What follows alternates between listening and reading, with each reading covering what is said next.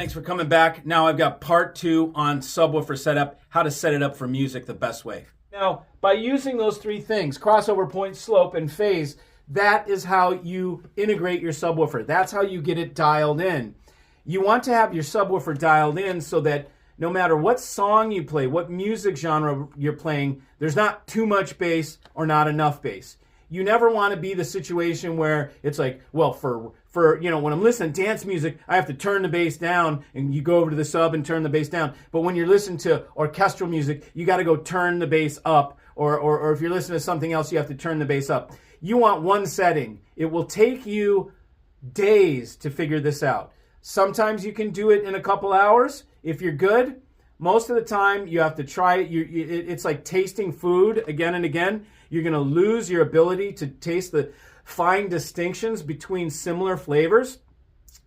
So you cut it, or you eat ginger, or you do something like that to blast, so that you can just have the distinction again. It's the same with sound. If you keep listening, you're doing this for hours. Sometimes it's best to walk away, come back the next day. Now let's listen to it. Listen to maybe that same piece. Listen to some different genres of music and see how that bass lays in there.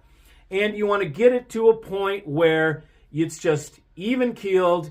It never makes itself noticeable. But when the deep bass comes, like during Boz Scaggs, Thanks to You, or something like that, where you totally feel it. That's a bass track to test bass.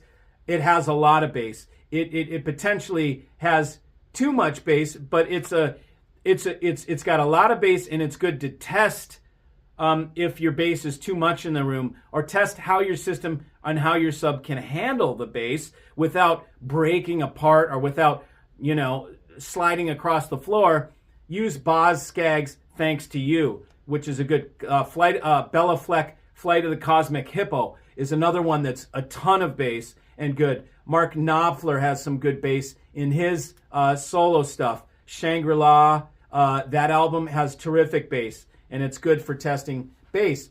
You want to have it integrated so that it blends well. You want to get these curves so it blends well. Now, another thing to note is if you just add in an active sub, okay, like you buy a Rel sub or whatever brand, you throw it into your system, okay, and then you set the little knobs, like you set the crossover point, you do all these things on the back of the sub, like I described to you.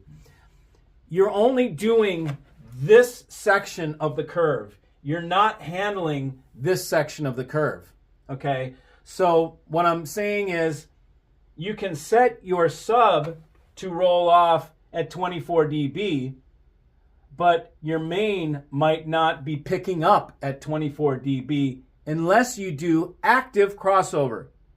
Active crossover is a box, okay, like a box that goes in between your preamp and your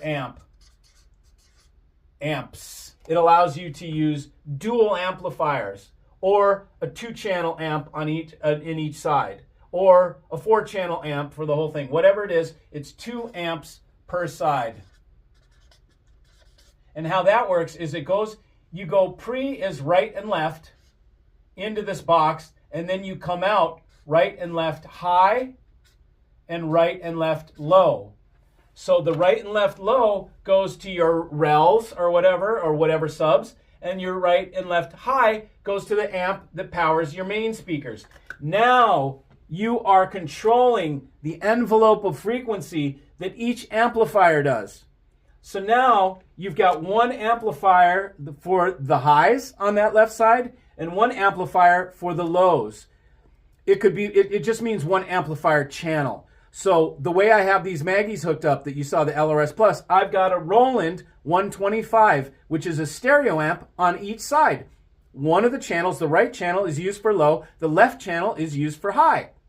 So now I have perfect control, and each amp is only doing its own job. There's no waste. One amp is cutting off, and the amp is giving that subwoofer only the energy that it needs. It's efficient that way. The other amplifier is giving the tops only the energy it needs, and it's only giving it the frequency it needs. This is now, we're getting into the difference between an active sub active sub, which plugs into the wall. That's this middle box. Active crossover. And a passive crossover. Passive crossover is what is in your speakers, okay? That you don't even see it because it's inside the speaker. This thing bleeds off and filters off, and it does this job for you inside the speaker, but it has a lot of waste in heat, and it has a lot of phase anomalies. I'm not going to get into this.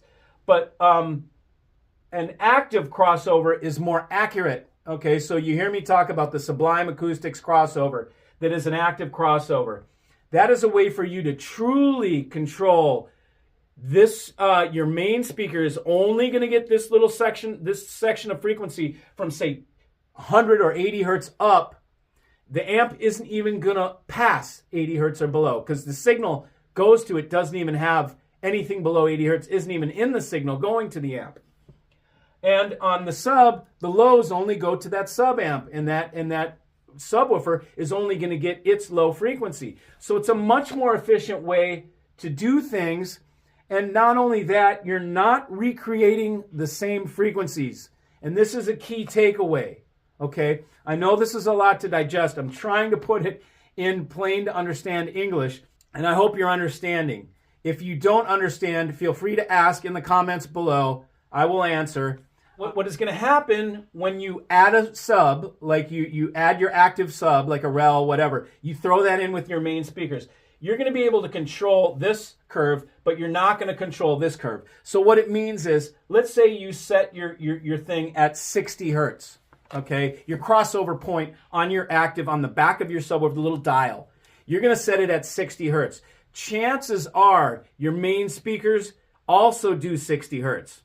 So what you're going to have is you're going to have your sub doing 60 hertz and you're going to have your main speaker doing 60 hertz. You could have your sub all the way up to 60 hertz and your mains might go all the way to 50. So now the mains are doing 50 and 60 and the subs are also doing 50 and 60. It's hard to get a good blend that way because you can't control this end of the curve when you just add an active sub. You can only control this end of the curve. With an active crossover, you can now control both ends of the curve. You can blend them perfectly for your speakers by using your first order, second order, third or first order, second order, third order cards that go in there, and you can and your crossover point, and you can monkey with the crossover point. What it does is it makes a perfect handoff. So you're going to use the 24 dB on your high pass, you're going to use the 24 dB on your low pass, and then they blend, okay? And it makes, otherwise you could have a 6 dB here that goes way out over here and a real short 24 dB on your sub. You can still try and blend them, but the best way to blend them is with an active crossover. And you can learn more about this by going to sublimeacoustics.com, I think, or net, but Sublime Acoustics. And he is an American-made company. He makes, this is a product that I promote to my customers and I don't even sell it. So all these jackasses that are out there say, oh, you only sell the things you talk about. You know, well, I sell Sublime crossovers by the buttload, and I don't make a penny from it. You know why? He offered me, I could make a dealer stroke on it. I could make $150 per crossover, okay? But I'm not a crumb sucker. I don't need, this guy's in California, in the Bay Area, making crossovers that retail for $500. What am I going to be the kind of guy that's going to try and take $150 of profit, which is what, a dinner maybe? Okay, I'm going to take that from him because I want a piece of the action and I got a lot of customers and I can send you a lot of guys. It's not my mentality. I'd rather help an American company grow with a $500 crossover because I think we need more of that in this country, and I'm not going to take a part of his pie. That guy is working his ass off to sell something to me for $350, and then I'm going to sell it to you guys for $500. Why not let him get the $500 and grow his company and stay in business? That's just the way I think. So Mark has become a friend. He's really good with you guys. He builds a great product. It's made in USA. It is low noise. It is very well designed, and it's only $500. How about that for hi-fi? So that's the active crossover. That is the best way to add a sub. Now, it doesn't mean you need to add an extra amp. If you buy an active sub, that subwoofer has its amp on it. So that's the low frequency amp is inside the subwoofer. So all you do is you add one of these, the active crossover, and then you're going to send your lows to your rel or whatever to the LFE thing, not hook it up to the back of your damn amplifier, which I think is a ridiculous way to run a subwoofer. That's another conversation. But so this should help you understand in a general way how to integrate your subwoofer best. Okay, the best possible way to integrate a subwoofer is to use an active crossover. Okay, if you don't want to go that route and you want to keep it as simple as you can, you just add a couple active subs that have all these knobs on the back with these. Otherwise, you're going to make all these changes in your active box right here. That's where you do this. The slope, how hard does it dial off, the crossover point, and your phase. And you monkey with these things. It takes time and it takes patience. To just simply ignore the knobs and just set them wherever on the back of your sub, you're totally just doing yourself a disservice. You have no idea how good your system can sound unless you familiarize yourself with those settings on the back of the sub, and you get in there and you play with them and you listen to them and you spend time and patience with another person usually that can sit behind your subs or that can go back and forth and do 2 clicks on the crossover point, go to your left side, do 2 clicks while you're sitting there listening. And don't listen to a bunch of different music at that point. When you're setting your sub, find a 20-second or 30-second excerpt of a song that has the bass in it that you like, the tonal type bass, and then you can blend it in and have somebody else do your changes while you're sitting in your chair. Otherwise, you're going to have to go make the changes, then come back to your chair, go make changes, come back to your chair. It's a little easier when you have a second person involved. And that is the best way. It takes patience. So hopefully you guys learned from this. Here's a little of the stuff that we do when we come to your house and when we tune your rig. This is absolutely part of that. And people absolutely charge to come and do this at your house, okay? And they will actually charge to tell you this over the phone, okay? But what I want is your guys' business. I want you guys to subscribe to my channel because I'm going to give you this information for free. And then I hope that when it comes time for you to buy something, you just come to me. So far, you guys have been giving me phenomenal support, okay? The orders are coming in like nuts. And I will continue to serve you guys. I will continue to expose the industry bullshit. So hang in here. Thanks for joining. I will see you guys soon.